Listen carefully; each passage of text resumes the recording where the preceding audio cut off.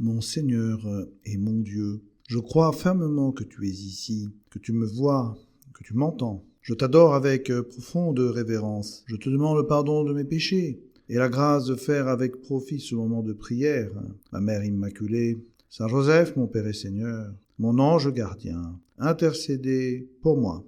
Heureux vos yeux, puisqu'ils voient, et vos oreilles, puisqu'elles entendent. Amen, je vous le dis. Beaucoup de prophètes et de justes ont désiré voir ce que vous voyez, et ne l'ont pas vu, entendre ce que vous entendez, et ne l'ont pas entendu. Avec ces mots, Jésus s'adresse à ses disciples, il les a autour de lui, et il leur parle avec beaucoup de confiance. Et il leur dit, en définitive, quelque chose de profond. Vous avez reçu une grâce immense, une grâce qu'ils n'ont pas méritée d'ailleurs, ces disciples. Ils n'ont même pas recherché, pour la plupart d'entre eux, car ils étaient là, au bord du lac, pêcheurs, collecteurs d'impôts, hommes ordinaires. Mais un jour, le Christ est passé sur leur chemin, et il leur a dit « Suivez-moi ». C'est donc pas un choix qu'ils ont fait, comme cela, avec leur intelligence, leur vertu, que sais-je. C'est pas une rencontre qu'ils ont provoquée, mais c'est Jésus qui a eu l'initiative. Évidemment, ils ont dit oui, ils l'ont suivi, et ils se rendent compte à ce moment-là, la chance qu'ils ont eue. Ils sont chanceux. Alors, toi et moi, prenons aussi un moment pour repenser à tout ce que nous avons reçu, sans jamais l'avoir réclamé, dans notre foi par exemple.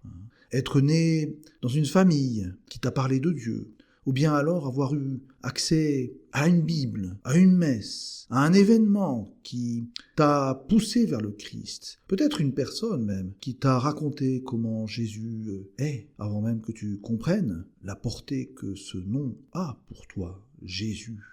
Et puis, peut-être peux-tu repenser comment Dieu est vraiment au-dessus de toute chose dans ta vie, qu'il en est le centre, qu'il en est le sommet. Oui, tout cela nous est arrivé un peu comme un cadeau du ciel qui nous est tombé dessus, d'une valeur inestimable. Avoir Dieu dans sa vie, c'est un véritable trésor. Et pourtant, eh bien aujourd'hui, il y a tellement d'hommes et de femmes qui cherchent, ou bien même qui ont cherché depuis de longues années, le sens profond de leur existence, sans jamais obtenir de réponse. Il y a tant d'hommes et de femmes qui se contentent aussi de vivre comme si Dieu n'existait pas, et qui se satisfont peut-être d'une existence sans Dieu. Il y a aussi des personnes qui sont nées dans une autre culture, où le christianisme n'existe pas, et le poids de leur religion ne leur permet pas de connaître le Christ. Jésus ajoute donc aussi dans le passage que je vous ai cité, des prophètes, des justes, ont désiré voir ce que vous voyez, mais n'y sont pas parvenus. Et c'est pas un détail, parce que ça signifie que peut-être certains reçoivent sans effort, toi et moi peut-être, mais d'autres ont attendu ou cherché des années, et peut-être ne l'ont jamais trouvé, le Seigneur.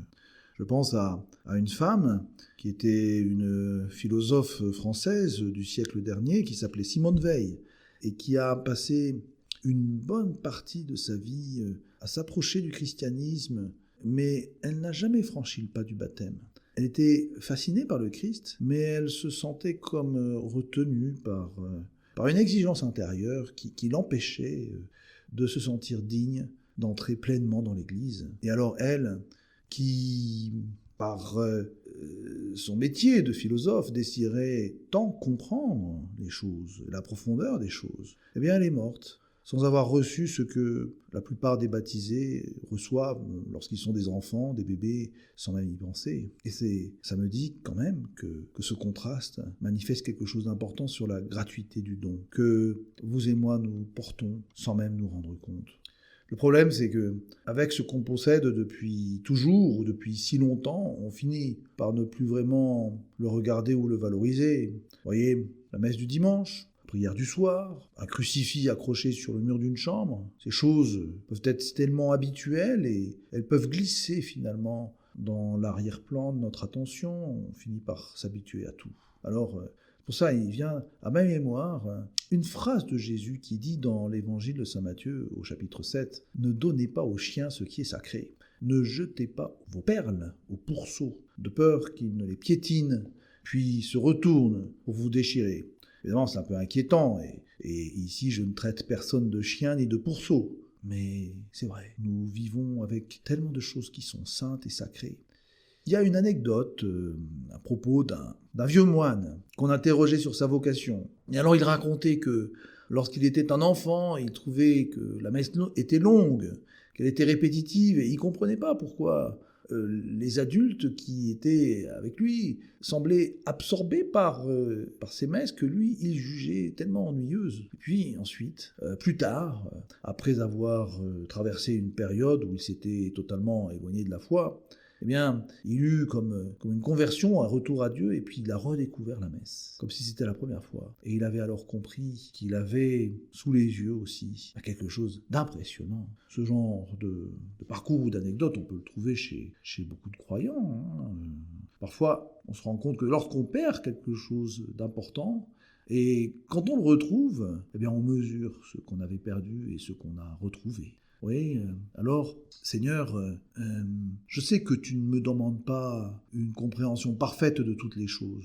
En fait, tu ne me dis pas « heureux ceux qui comprennent », mais tu dis plutôt « heureux ceux qui voient, ceux qui entendent, ceux qui sont présents, disponibles, attentifs, réceptifs, d'une certaine manière. » Et donc, merci Seigneur. Parce que je pense que c'est mon cas. Et évidemment, on ne peut pas s'arrêter non plus simplement à remercier Dieu d'avoir la foi, d'avoir la vie de prière, d'avoir la messe. Mais il y a aussi une responsabilité, parce que avoir ce que d'autres ont désiré sans l'obtenir, ou ont cherché sans l'avoir vu, sans l'avoir reçu, eh bien, engage à quelque chose de plus. Et donc, c'est pas un sentiment de culpabilité, parce que Dieu, il fait pas un don pour qu'on se sente coupable de l'avoir reçu, mais c'est un appel à la responsabilité, une responsabilité merveilleuse. Que peux-tu faire avec ce que tu as vu et entendu du Christ? Alors, un exemple, je sais pas, on le trouve dans la vie de tous les jours, c'est-à-dire que lorsque tu as vu un film qui t'a beaucoup plu, ou alors que tu as lu un roman cet été, magnifique, naturellement, on a l'instinct d'en parler autour de nous, et de dire « Ah, tu pourrais voir ce film, ou lire ce livre ».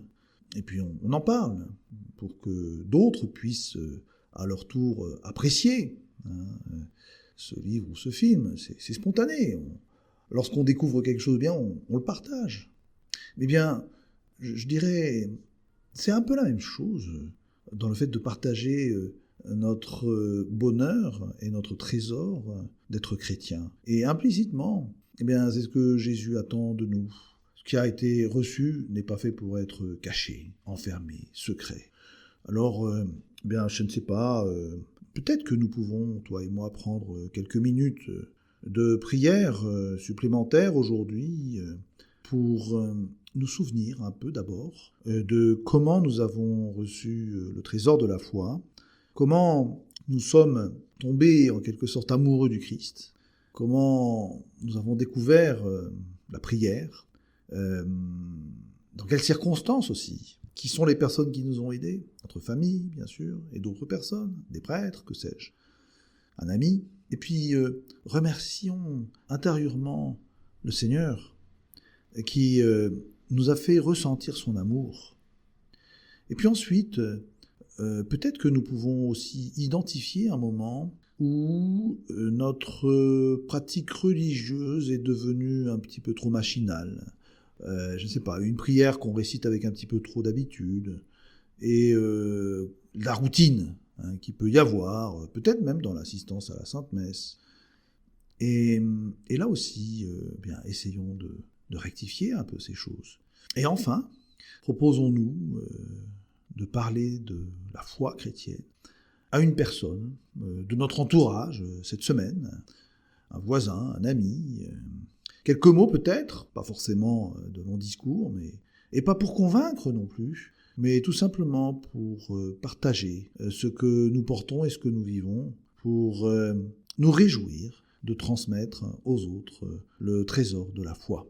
Alors voilà, confie tout cela à la Sainte Vierge, aidez-nous à prendre conscience que nous sommes vraiment chanceux, que nous avons la chance énorme d'avoir rencontré votre Fils, le Christ. Je te remercie, mon Dieu, des bonnes résolutions, des actes d'amour et des inspirations que tu m'as communiquées dans cette méditation. Je te demande de m'aider à les mettre en pratique. Ma Mère Immaculée, Saint Joseph, mon Père et Seigneur, mon ange gardien, intercédez pour moi.